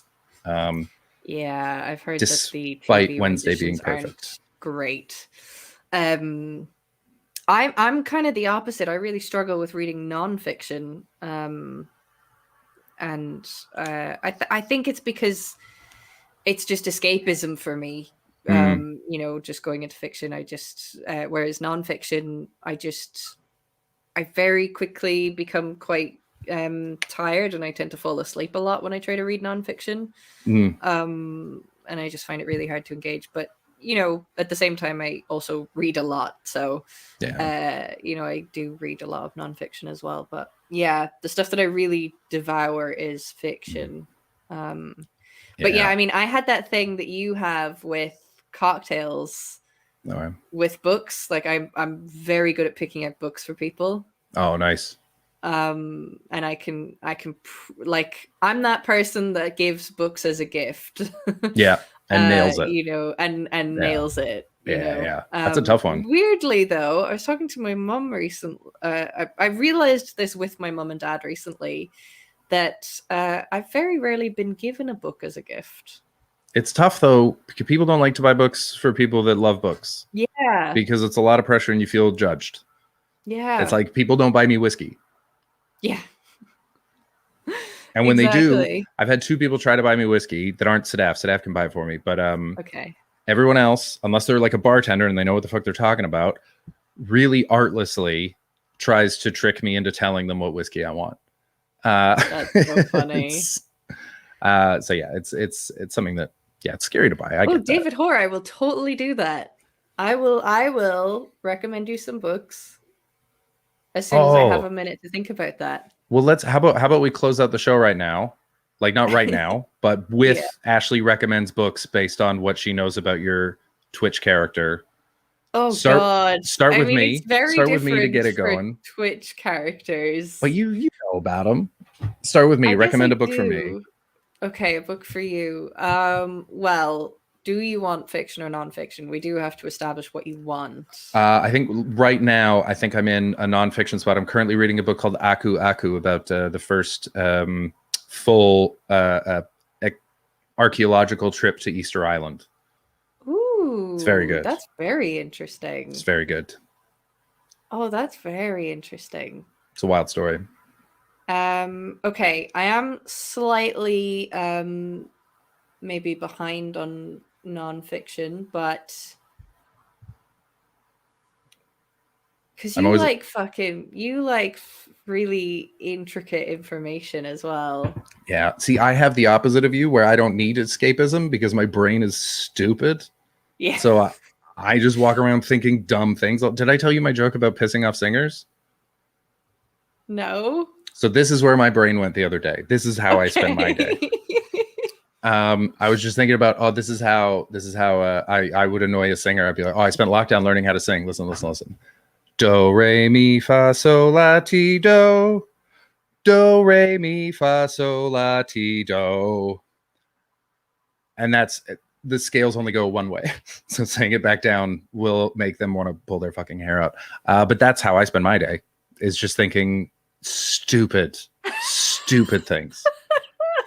Just ridiculous, dumb shit. So silly. Yeah, that's how I spend all my day. Really, so really silly. I want to briefly I'm going to look at my nonfiction books to see what I can remember that I have. Oh, I'm very close to my microphone. Nonfiction recommendation: Rose George on toilets. Oh, Blood and Shipping. 3 different books. Cool. I will check those out. Thank you. Hang on. What are my books? My books are behind my computer. That's why I'm doing this. People hate this. Even if you call the ropes, you got to call them lines. They get very serious about it. They get so mad. I love it. Yeah. That leprechaun was very hot. Yeah. Okay. What would I recommend for you? I'm so on the spot with this. There's a book, and I can't remember the name of it, but for some reason I feel like this might be right up your street. Hmm. Oh, I think I might have saved it. What's it about? It's about mushrooms. Okay. Like magic mushrooms or just mushrooms in general? Just all mushrooms, like a You- really deep dive into fungus. You are not far off. That's exactly. I mean, one of the best books I ever read was about freshwater eels. Like I love Okay. learning about things that I know nothing about. Yeah. I can't remember the name of it, and I think I've actually lost it. Oh no, it's called Entangled Life by Entangled Merlin Life. Sheldrake. Okay. Good shout. I'm gonna Yeah. add that to my list. I'll get that. I haven't read it, but again, it's that thing of I have just engaged with a lot of books that I haven't read. Entangled Life. Here we go. How fungi make our worlds, change our minds, and shape our futures. Dope. Definitely gonna read this. Awesome. Nailed it. That's really fun. I'm trying to think what else I would probably recommend for you. Hi, my name is Ruin. Take care. Have a good sleep. Why are you still awake if you have to wake up in 5.5 hours? Oh God, go to sleep. That's the name. It's very, very good. Oh, Chico's read it. Yes, that's the name. It's very, very good. My wife told me some things about it that got me into it, but haven't started yet. There we go. Confirmation. There we go. Okay, cool. I got that one. Nice one. One down. So we'll do a couple of down. these, and then we'll call it a stream. Yeah. Since David brought it up, let's start with David. Yeah, David. Okay, Yeah. David, you like fiction, soft world building, if fantasy. Mainly, I want books that are fun. Okay, books that are fun. Okay. And you like a bit of fantasy. David Wow. Hoare, have you ever read the Soft World? Do you like intense books, or would you be wanting something that's pretty chill? Soft World. Is that about John Hastings? Oh no! Oh no! Oh, not us. We're but John. Yeah. No. Oh.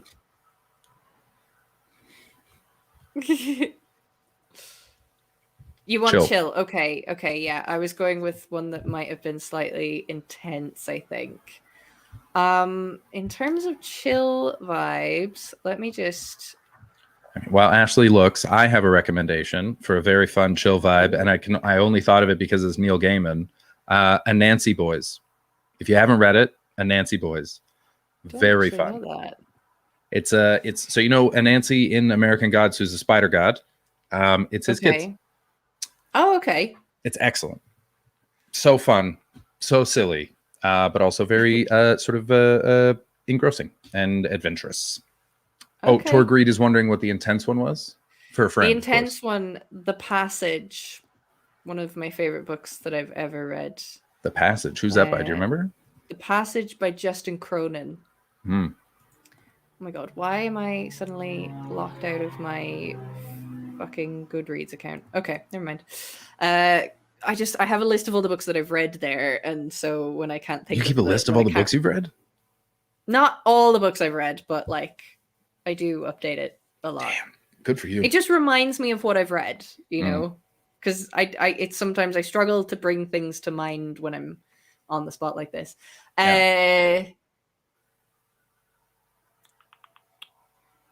Gosh, I can't think of one for David Hoare now. He tried Snow Crash and couldn't get into it. I don't know that one. And I have noted Anansi Boys in North mythology. I've read a bunch of Gaiman though. I think potentially David Hoare, you could like who's the Japanese Murakami? Mm. I think could be a good shout for you, David Hoare. I forget the first name, but surname is Murakami. I think that could potentially be a good read for you. I really liked. They have a book of short stories called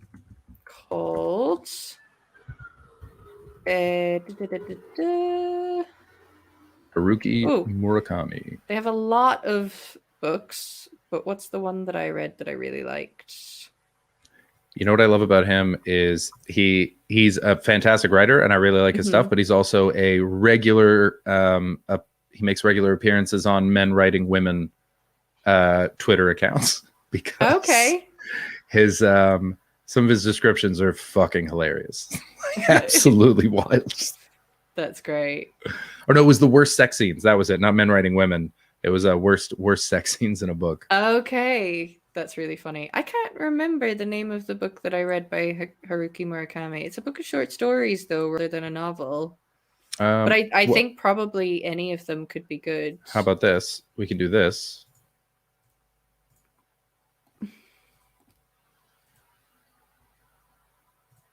Let me make it a little bigger. Oh, yeah. That's a good shout. So these are the novels. Short story. What one did I read? Oh, it's not on there. Short story collections. The Elephant Vanishes, After the Quake, Blind Men Woman, Without Sleeping Women. Woman, Men Without Men Women. Without Women. Also the title of an excellent short story compilation or collection by Hemingway. Oh. Yeah. I wonder if he was purposely referencing him. Hmm. But yeah, I think that could be a good shout for you, David. Haruki Murakami. Yeah. Yeah, he's excellent. There's a Buried Giant. That's the one that I read. Or maybe David Oof. Mitchell as well could be a good one. David Mitchell wrote Cloud Atlas. Yeah. Who else?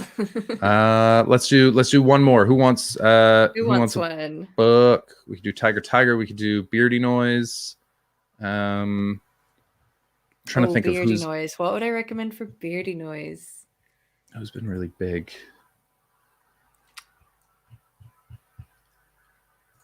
Beardy Noise, I'm going to recommend a book called Mothering Sunday by Graham Swift.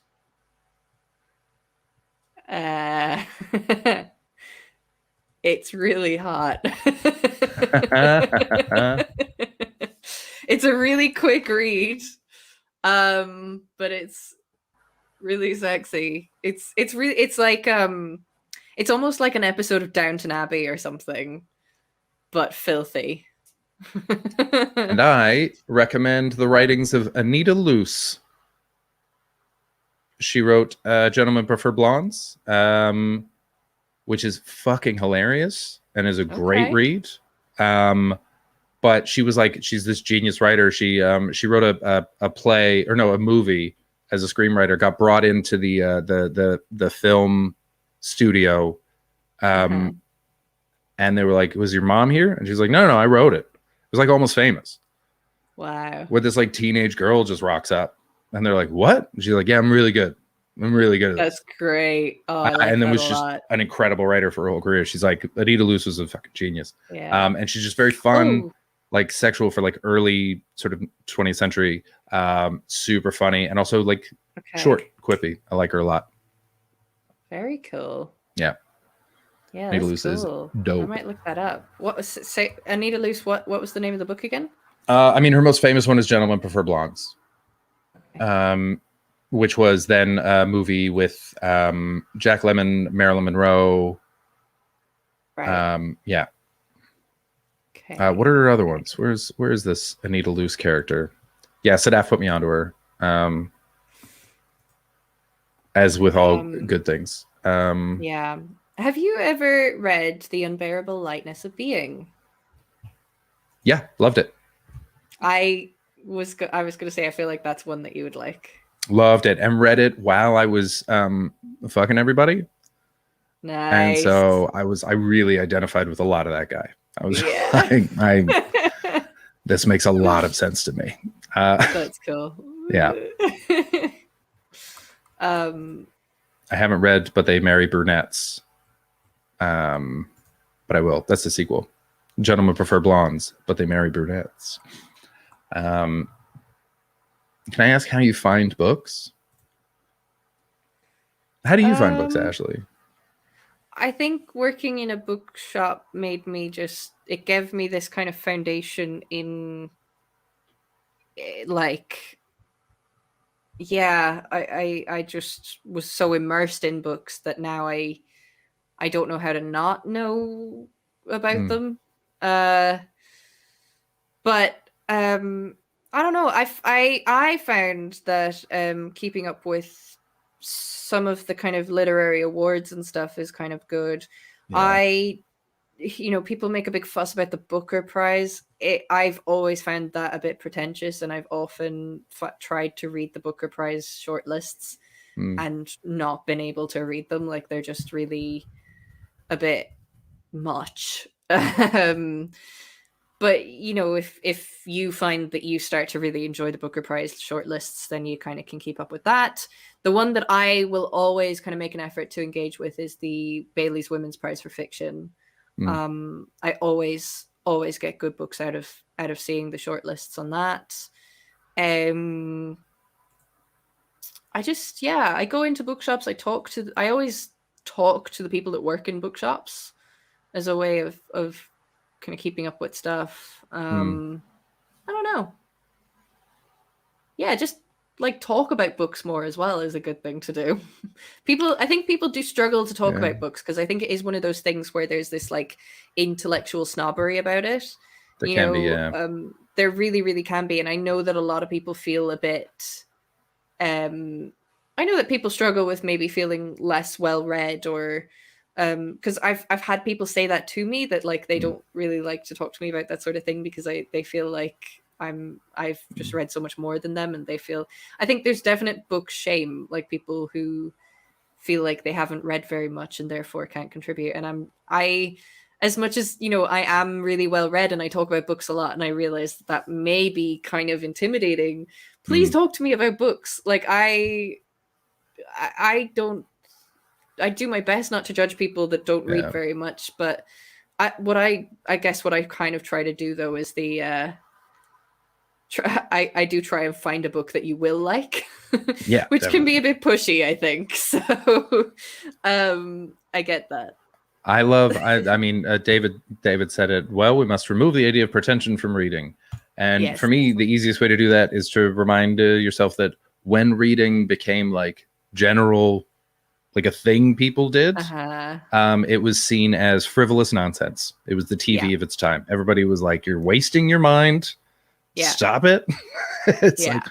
When the novel came out, people were like, this is just like silly romantic nonsense for women.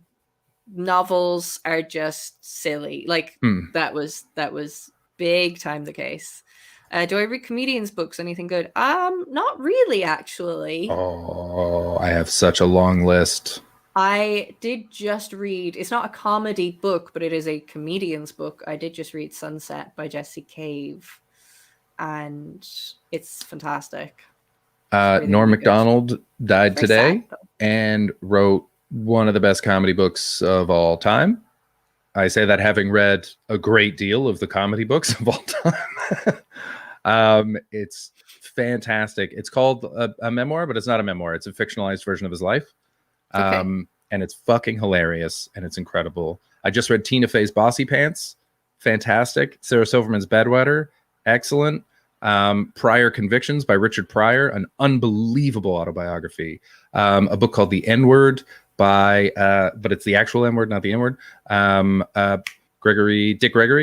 Groucho and Me, which is the autobiography of Groucho Marx, which is so funny. He tells his whole life story, and then as soon as he gets famous, he refuses to talk about himself because earlier in the book, he'd ceded that he hates it in famous people's autobiographies when they talk about all the money and women and everything like that. So the second they get famous, he just starts writing essays about golf courses. It's so funny. It's such, he never addresses it again. It's fucking great. Great. Oh, there's so many. There's so many good. Steve Martin's book is incredible. Life Standing Up. Do you know what I started watching? just because I was so curious because it seemed so odd to me when I saw it advertised. Only Murders in the Building. And yeah. Yep. Did you watch it? I like it. I'm like weirdly 3 episodes enjoyable. in. Super enjoyable, Yeah. right? So watchable. It's so weirdly enjoyable. They're Why all is very it good? likable because Steve Martin and Martin Short are two of the best comedic performers of I know, but I generations, just- plural. Selena I Gomez really- is a surprise. It's a surprise, right? She's a surprise. I couldn't understand the three of them being put together. And I still don't think I buy it, but they sold it just well enough for me to keep watching. Yeah, they nailed it. I think they did a good job. It's two of the warmest, most lovable men, and then just sort of an aloof young woman. Perfect. Yeah. Perfect. It's quite odd, but it's weirdly watchable. Really enjoying it. Yeah, Only Murders in the It's Building. available on Disney Plus. Yeah. I believe. Yeah. Yeah, I took a look just only because I didn't think it was going to be good, but I have such love in my heart for it. Did you watch the comedy special that Martin Short and Steve Martin did together?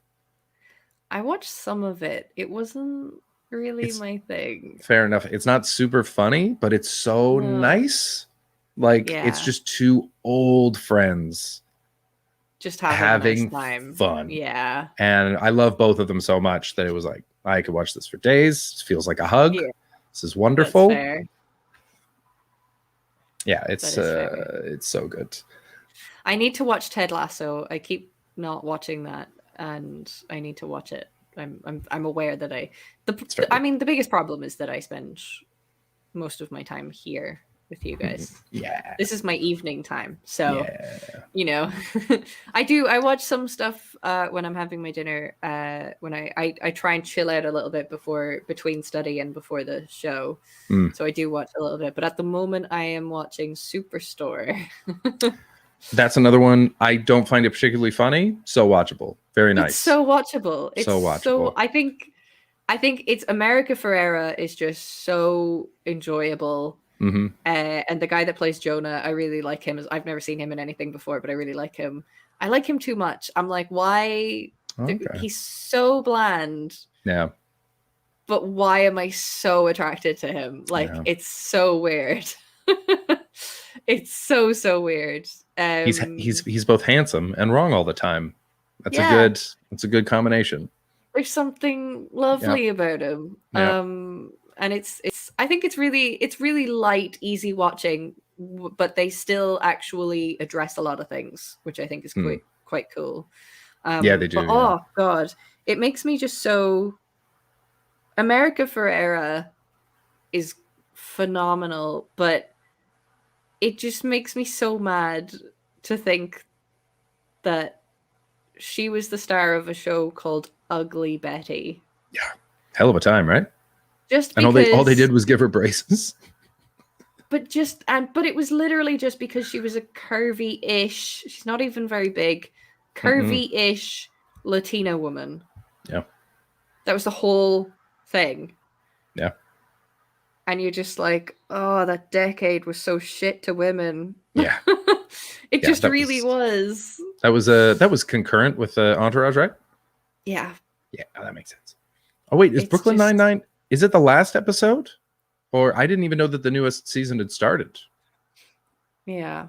I know that they're doing It's a short just- run, and I'm very curious to see what they do with it. Oh damn! David Hoare, yeah, everybody needs to read more female authors. Genuinely, Bailey's Women's Prize for Fiction gives you some great work, some great books. Go through their shortlists over the past few years; they're really, really good. Oh god, what's her fucking name? Who? Dorothy Sayers. If you're into really dense nerd essays like I am, Dorothy Sayers, baby. Sort of World War II Whose era body? essayist. Sorry, Whose body? body? Oh no, Dorothy. I think I don't know when I said body. Nerdy. No, I essay? said whose body is the name of a book that's come up for me. under the name Oh, Dorothy sorry. Sayers. I only read her essays and letters. Letters So to a Diminished Church. Yep, very good stuff. Yeah.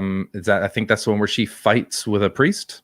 Despite Okay. she's very, very religious, but she's the way you want people to be religious. And she Oh, argues with a okay. priest because he's not. Ooh, that sounds quite interesting. I'm gonna add that to the Are Women list. Human is a fantastic speech that she gave to a women's union at the end of the war as the men were coming back. Ooh. That does such a great, I mean, you will be beyond it because you've done a lot of feminist reading and thinking and stuff like that. But as an introduction to what feminism could mean on a base level, Yeah. fantastic. I recommend it to guys all the time. That's the one that I always go, Cool. just read this. It's super short, does the job. Also, Marilyn Robinson might be our greatest living thinker. She wrote, I mean, her essays are unbelievable, but her home series of fiction is heartbreaking and beautiful and hilarious. She's the only person President Obama interviewed while he was president. Oh wow. Yeah, Marilyn Robinson's not fucking around. She is stone cold brilliant. Oh, is that she wrote Gilead? Yes. Yeah. Yeah. Okay. Yeah. Gilead, Jack, Home, and another one. Lila. Yes. Yeah. Her I know Marilyn Robinson. her nonfiction is fucking amazing. Like, Yeah. yeah. What's a that child, I short read book books. you recommend all the time called? Short book I recommend all the time. The one I think the one you just said. The Oh, Are Women Human? Are Or Women Human? Oh yeah, by Dorothy Sayers. Yeah. I think that's the one he means. Yeah, we could really do this for a time, couldn't we? John would have shut this down so quickly. Yeah, he would have just called us nerds and taken us off the screen. Yeah. But we are, I mean, we are coming. Hey, sometimes they're just what's going on. I mean, we're coming up on 2 hours now. And I think I might have found an apartment. So I need to answer You a better landlord. Go get that sorted out. Let's find somebody to raid. Ooh, getting an apartment. That's fun. Is that the one that you thought was potentially good yesterday? Yeah. Ooh, Yeah. that's So we've been going great. back and forth. We're good. Everything looks cool. So I just got an email from her. And she seems keen to have me there. And I am keen to have her apartment. Amazing. So here's hoping. That's exciting. Yeah, That is that would be exciting. fucking great. I would love that. Right. I've got Hangs with Hands. Yeah, love the Hands, definitely. favorite to raid? Yeah. Hands is awesome. Yeah, let's do that. Okay, we're gonna go raid Hangs with Um, Hands. I'm Thanks so gonna much for spell watching, that right. everybody. If you haven't followed us yet, give us a follow. If you're listening to the podcast, please subscribe and rate and review it because then more people will follow it. Tell your friends about the podcast as well if they're looking for a podcast to check out because that helps. Word of mouth is better than anything. Yeah. Also, if you have books that you want to talk about, put it in the Discord. Or if you have any questions about any of the recommendations that we put it in the Discord. We'll get back to you. Thanks for everything. This was great. John will be back tomorrow. We've got a guest tomorrow in theory, though we've had guests the last 2 days and neither time did we get our guests. Neither time did they turn up, so Yeah. we'll see. To be fair, they both had Um, very good excuses. So They did. They They did did. indeed. Okay. cool. We Thanks for watching, are you everybody. can you press the video? Oh yeah, I got it. I'm got on it. Okay. Brand, scroll down. Bye everybody. Watch this old lady put a sex finger in her sex hand. And that's all. Penis into her vagina. And that's all. And that's all. And that's called sexual intercourse. Some people call it having sex. So the man passes the sperm to the woman, and now his